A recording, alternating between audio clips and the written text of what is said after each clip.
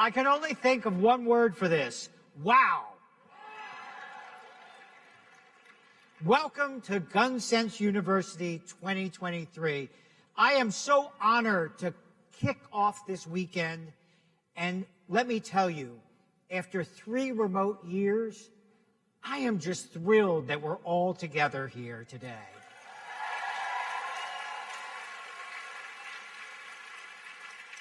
And let me tell you, you all are just a sight to behold.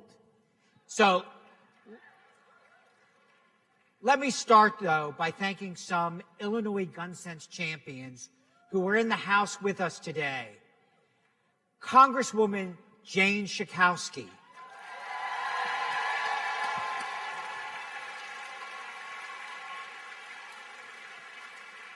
Congresswoman Lauren Underwood.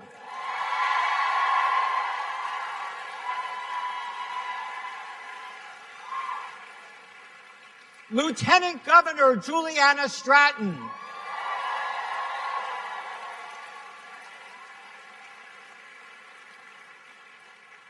And today in particular, I want to give a big, big shout out to my friend, Attorney General Kwame Brown.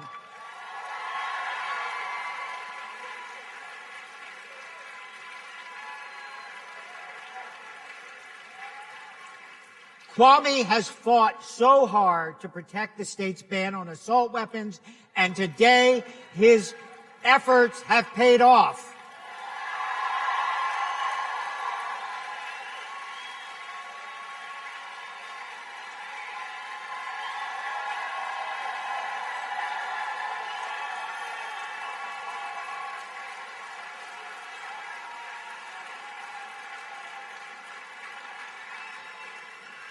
So, one more time, let's give all our special guests today a big round of applause.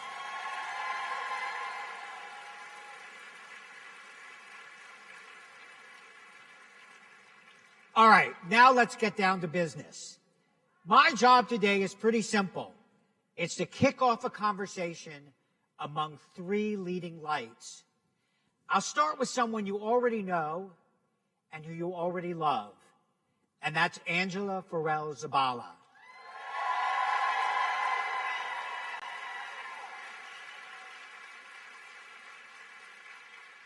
As all of you know, Angela is the new executive director of Moms Demand Action, and I've had the incredible privilege of knowing Angela for the past 4 years.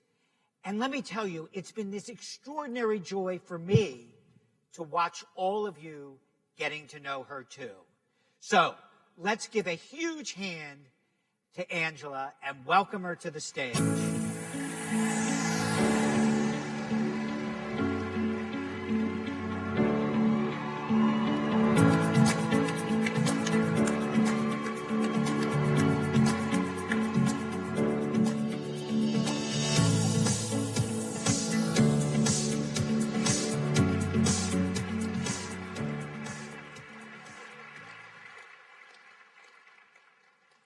Our next guest doesn't need any introduction, at least in my household, he doesn't.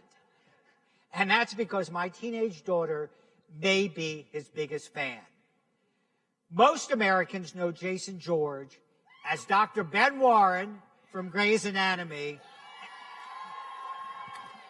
and also from Station 19. But make no mistake, Jason Halls also has a very, very big fan club right here in this room. And you know what? He deserves it because he always answers the call. He always shows up and he always goes the extra mile. So on behalf of Everytown and my 18-year-old daughter, of course, please join me in welcoming Jason.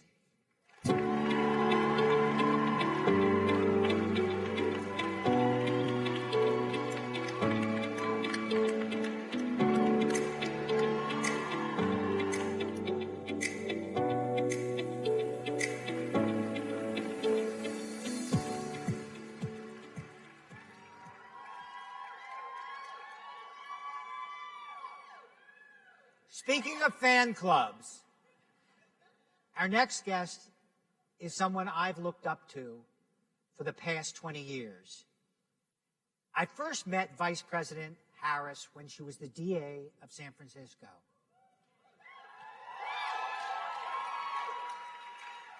And let me tell you, it was clear back then, as it is today, that she meant business when it comes to gun safety. You know, gun violence has never been abstract to her.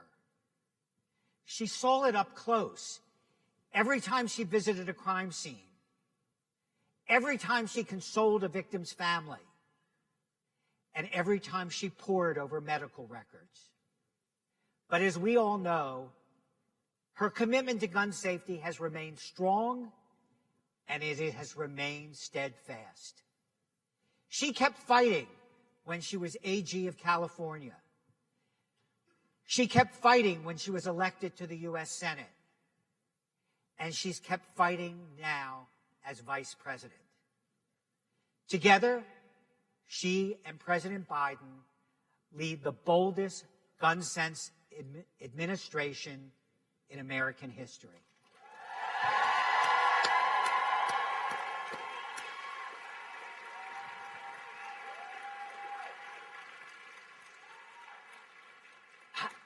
I don't have time to list all of their achievements, but I can't resist naming just a few. They helped pass the first federal gun safety bill in decades. They installed the first ATF director in years.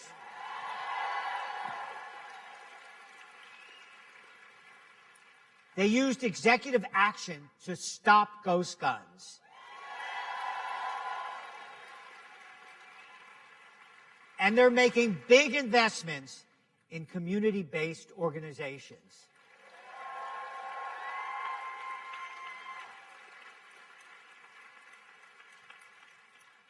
Add it all up, and the takeaway is crystal clear.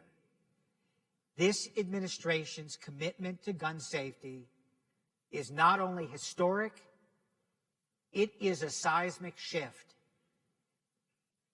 They know what you all have been saying for years, that gun safety is not only good policy, it's also good politics.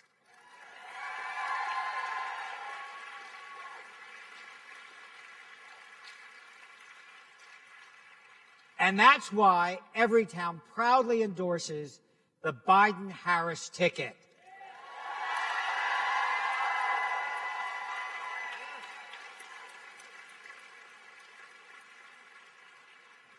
And is why everyone in this room, everyone I know, will fight like hell to win another 4 years.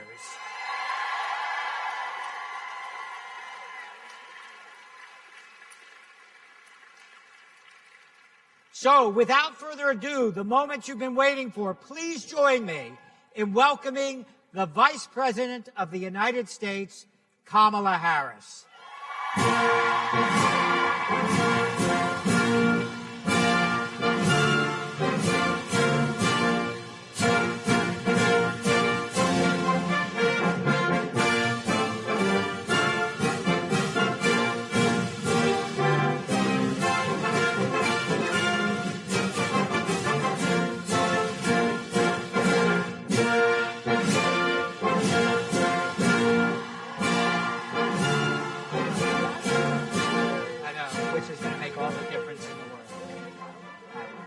All right, the stage is yours.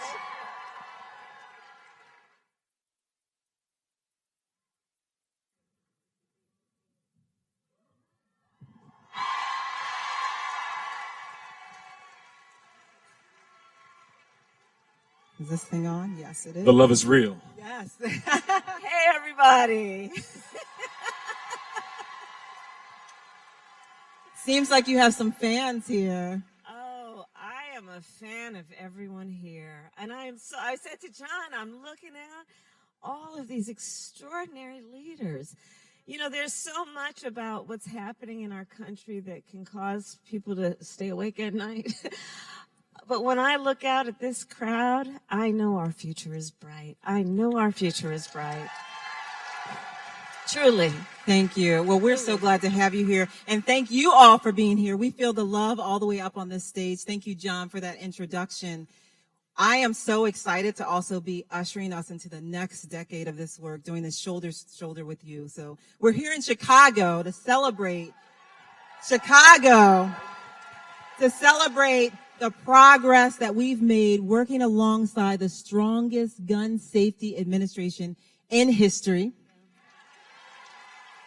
We're also here to chart a course forward for this life-saving work, and it's such an honor and pleasure to have you join us today. Thank you, Angela. It's wonderful to be here. Thank you. And Jason, thank you. So we are 10 years into Moms Demand Action, rolling up those red sleeves.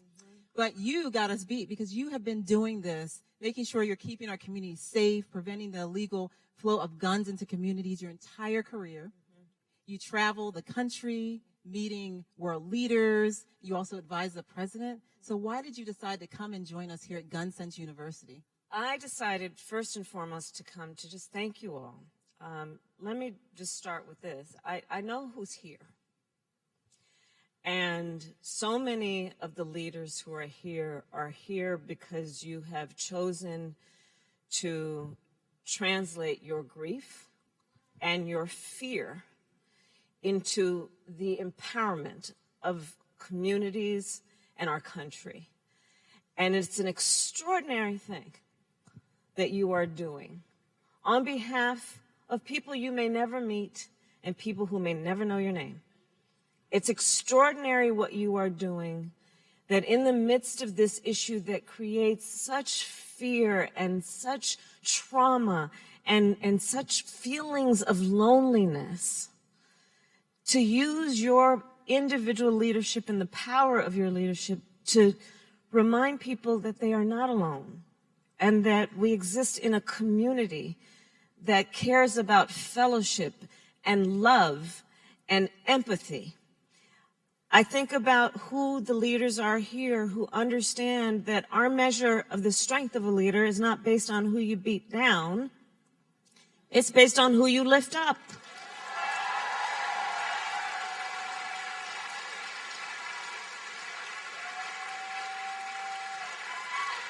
You know? So I'm here to thank you. I'm here to thank you.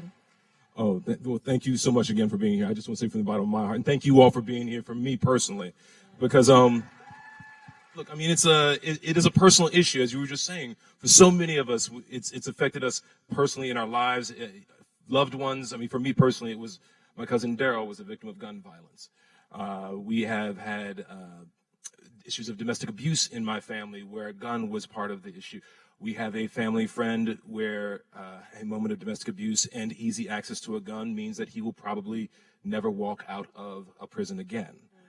So in my life, I've seen it from all different sides. And you've been working so hard for gun safety all this time. And you've seen the changes in it. I'm just wondering how you're thinking about this issue right now in this moment. Vote.gov. Y'all heard it, right? You heard it, right? Say it loud. Say it. Vote.gov. Say it loud. Tell a friend. Tell a friend. Tell a couple friends. At least 5. As Vice President of the United States, I'm acutely aware of the fact that gun violence is the leading cause of death of the children of America. It's the number one cause of death, not some disease. Well, although this is a form of a disease, to be sure. Gun violence is the leading cause of death of our children. I don't need to tell anybody here, but for those watching and listening from afar, 1 in 5 Americans has a family member that was killed by gun violence. And when we think then about the tragedy of that, and we consider that each incident that occurs, be it an incident that was a mass shooting or everyday gun violence or suicide by gun, or an accidental shooting because there was not a lockbox and a safe box. When we think about it, we know that it is so much bigger than the tragedy of that one incident. The ramifications of it to the individuals who are directly impacted, to the community then that is impacted, and to all of society, and for a lifetime often. I think that we rightly, and the leaders here rightly, characterize this as a crisis that requires leadership, because the solutions don't require, by the way, a whole lot of creativity. Right? It's not like we need to do. Absolutely. And so I very seriously responded to your question with my point about voting, because the reality of it is so much of this issue can be addressed by common sense, reasonable gun safety laws, but we need elected leaders to have the courage to act. Right. Say it again. Say it again. I think we have some in the room. And we do. And we do. The members of Congress who are here, the Lieutenant Governor, the Attorney General. We even have Reverend Jesse Jackson is with us today. Yes. Oh, there he is, right there. The legend. We see you. Yes.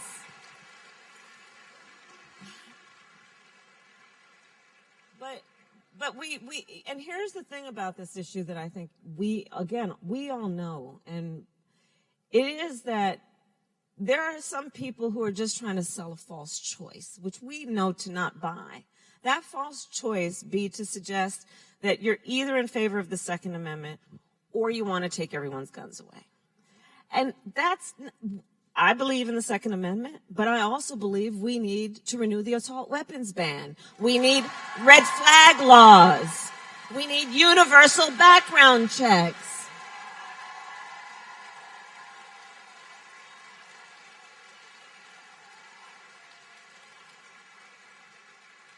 And again, I'm preaching to the choir, but here's the thing. It's just reasonable that you might want to know before someone can buy a lethal weapon if they've been found by a court to be a danger to themselves or others. You just might want to know. You might. Feels like common sense.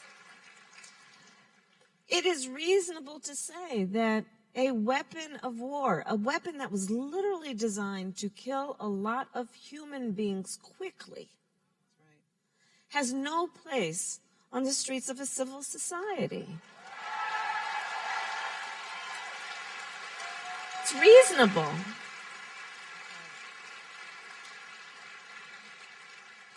And I think it is also reasonable, as a former prosecutor, to say that it is reasonable to say that the gun manufacturers should not have immunity from litigation. That right there. On this issue. You know, you can on the one hand say, you know, it's interesting how some of the people there are the people who are fearless, and then there are people who are feckless. And it is interesting to me. Oh, we gotta have real talk up here, right? We're gonna get real. We're gonna get real. It is interesting to me how some of the very people who refuse to engage in a meaningful debate and discussion on this, who refuse to pass reasonable laws, are the same ones who talk about accountability all the time. The hypocrisy of that. And I think all these things need to be called out and addressed on this issue. And we don't have a moment to spare, nor do we have a life to spare on this issue. Not a moment to spare, let a life to spare. That's a T-shirt. That sure is. And you just named it. You named, when you started speaking, about this being the leading cause of death for kids and teens in this country. Can you imagine? It's absolutely outrageous and unacceptable. And then when you turn on the TV, it just feels like every single time there's news of some other senseless tragedy. And it doesn't even take into account the daily gun violence and the stories that never even get a headline. Absolutely right. We know in this room that this is a public health crisis and this is an epidemic. So what is the administration doing to help keep our communities safe and protect them? Yeah, so John mentioned a number of things. We are proud, President Biden and I and our administration, that we were able to push forward and help pass the first meaningful gun safety legislation in 30 years.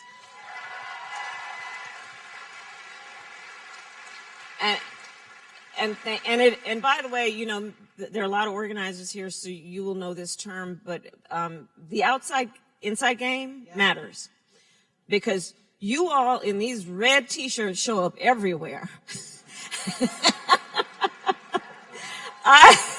Everywhere. We scare some people. And it matters. And it matters. And it matters because you are putting the pressure on the folks who are on the inside to act. It matters. I know sometimes it feels like, is it making a difference? And it requires a whole lot of you. It requires you to leave your home and all the obligations that come with that and your role of responsibility in the context of your life and your family, to go to these events, to go to these town halls, to go to these rallies. And it matters because then you put the pressure on the system so that the system has to hear the voices and respond in some way. And so that's why it's because of your activism that we then had momentum on the inside to pass this historic legislation. But the president will tell you, if he were here, I will tell you, it is historic and it is a drop in the bucket because we still have so much more to do. And again, that is about universal background checks. That is about the assault weapons ban. It is about all of these other things. But what we have been able to do, to your point about a public health crisis, is to put substantial resources into things like mental health, put substantial resources into community-based response, right? Which is so important. And you know, on the mental health piece, I don't need to tell, in particular the young leaders here, how real this is. You know, I grew up in California, so when we started school, elementary, I know a lot of Californians here. We got a few people from California here. Look what I'm about to do. My husband grew up in New Jersey. I got Jersey here too. Anybody from Virginia? We're Illinois. And I'm from D.C., so. That's just Virginia. That's just Virginia. Couldn't help it. But the piece that is about so growing up, when I started school as a young student, first day of school, we learned the teacher's name, we learned where the bathroom was, we learned if there's an earthquake, duck under a desk. Our babies have been going to school, and on the first day of school, they are learning the teacher's name, where the bathroom is, and how to sit quiet if there is an active shooter in their school. I've had young students on this issue talk with me and say things like, yeah, I really don't like going to fifth period. And I said, well, why, sweetheart, why don't you want to go to fifth period? Because in that classroom, there's no closet. That's deep. Yeah. Our children are supposed to be sitting in a classroom with their mind open to all of the wonders and beauty of the world. And half of their mind, because they are realists and they are paying attention, are concerned about where their chair is situated as it relates to the door of the classroom. Or you've got these, again, I'm going to put them in the same category, all these other people that don't have the courage to act, some of them will say, well, you know, the solution here, strap a gun to the teacher. Our teachers want to teach. Our teachers want to teach. Makes no sense.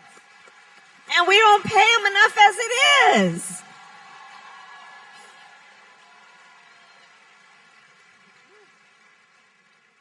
But the trauma piece of this is so very real, the trauma piece of this, where a mother or father is telling their child, honey, when gunfire breaks out at night, jump in the tub. Because if you're laying in the tub, that stray bullet is unlikely to hit you. This is America. And this kind of self-inflicted harm has got to stop.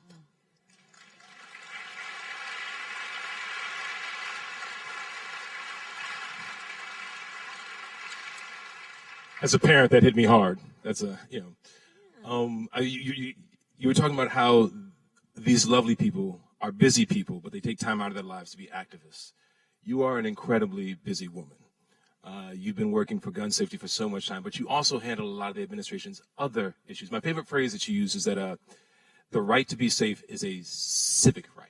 A civil right. I do believe that. Is it? And that's an amazing phrase. So, but there are a lot of other civil rights and issues that you talk about that you are handling for the administration. LGBTQ plus, yes. Reproductive rights, yes. Yes. Voting rights. Yes.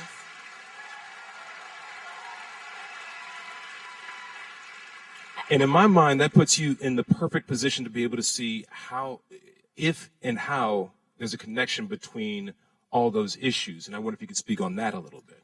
Definitely. And I would put on that list also fighting that our schools would teach America's full history. Please say it. Say it. Say it. You're going to get my blood pressure up, Madam Vice President.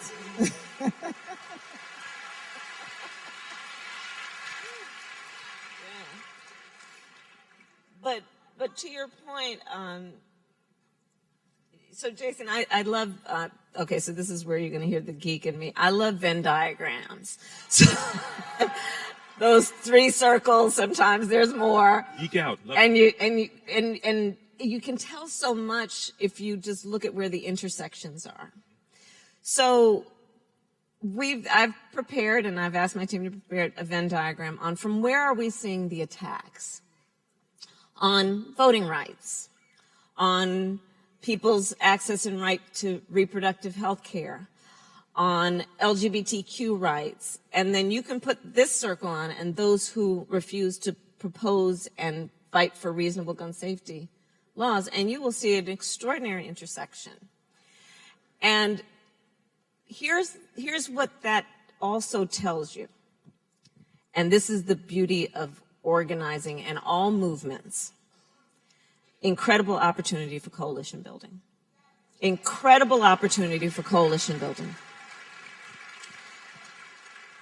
Because to your point about, I do believe that the right to be safe should be thought of as a civil right. And a human right, I heard somebody in the audience say, and it is about freedom, right? And including, and this is a very maybe simple point, but I think very important, the freedom to just be. To just be. To be safe. The freedom to exercise your right to exercise your voice through the ballot. The freedom to make decisions about your own body and not having the government try to tell you what to do. Right? The freedom to love who you love and be open and proud about that.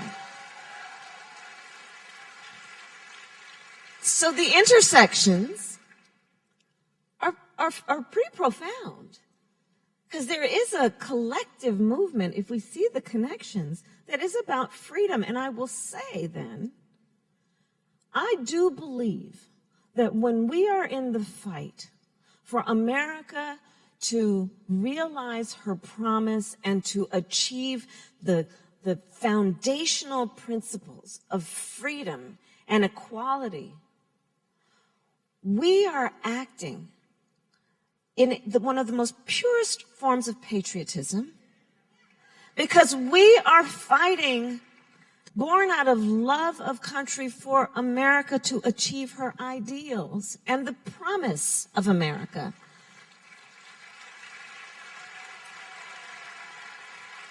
Right? And I do believe that to be a very true and pure form of patriotism, that we know our country is worth fighting for. We love our country. And we will challenge our country to live up to its promise. Right?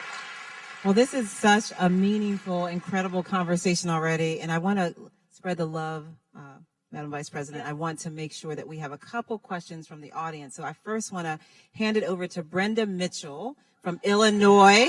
Brenda. Brenda's on the home team. Oh, there she is. Our first question is, your administration has always put victims and survivors of gun violence at the center of its efforts to save lives. I know you've personally visited with so many survivors of gun violence like myself and seen how the trauma impacts an entire community.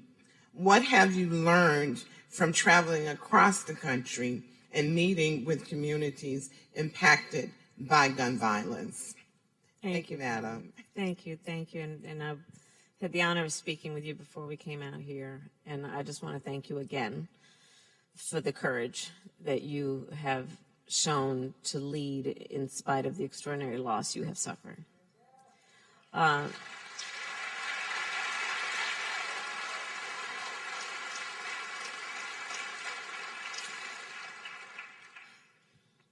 So the trauma piece of this is can't be understated.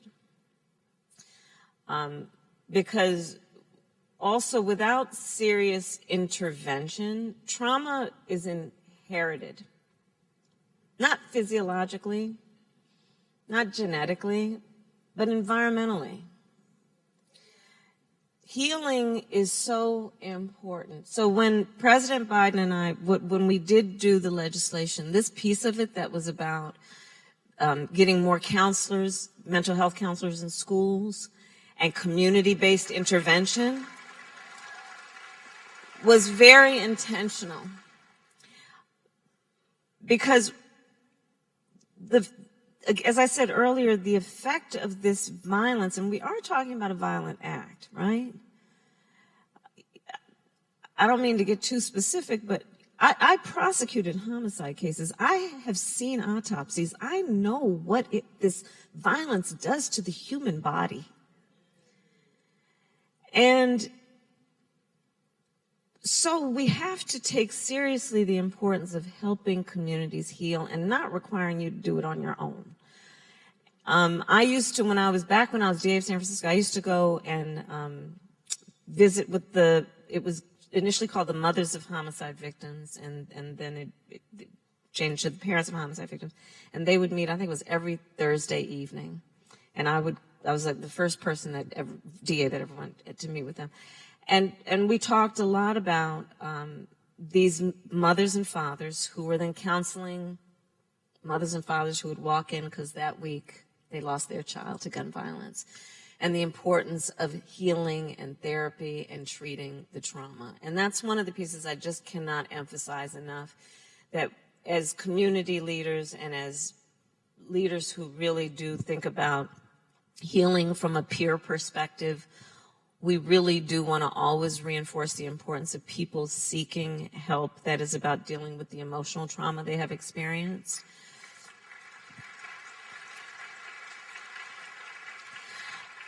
But the other thing that I see over and over again throughout the country, every year, always, and most recently as vice president, I went to Buffalo, right? So that's a grocery store. I was, in Monterey Park. It was a community center.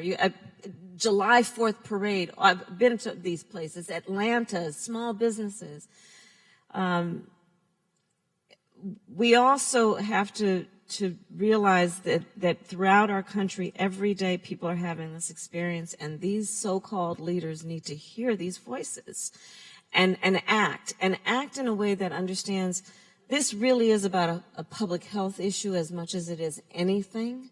And we cannot let them get away with politicizing this or pretending that this is some intellectual, ideological debate when there is literally blood on the streets.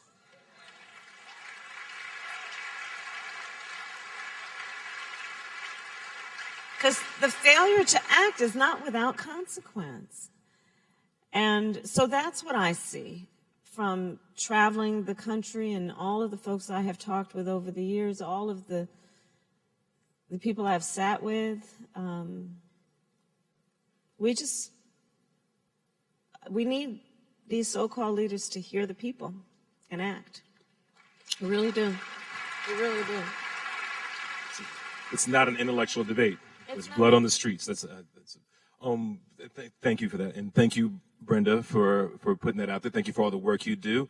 We're going to throw it out to another audience question from, I think, Aaron from Pennsylvania is out there. Hi, Vice President. Hi, Aaron. I know. Good to see you again. You today. too.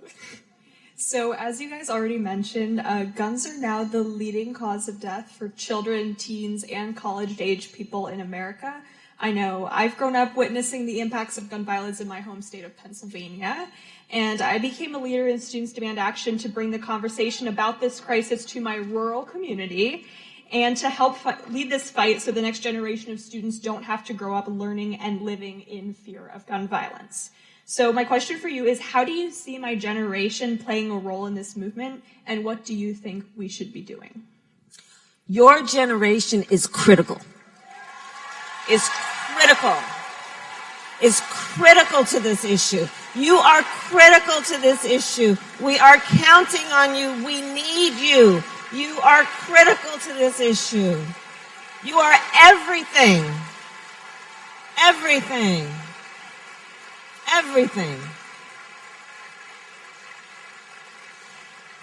Because, see, here's the thing. For your generation, like we were talking about earlier, you know, my generation didn't have these drills.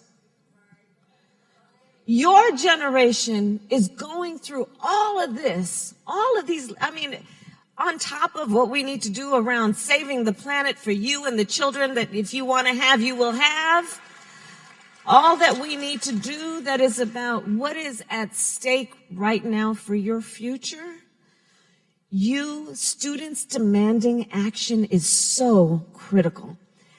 And when you and your peers, and not you, but when your peers, when your generation starts to vote in your numbers, I see this changing completely. I see this changing completely.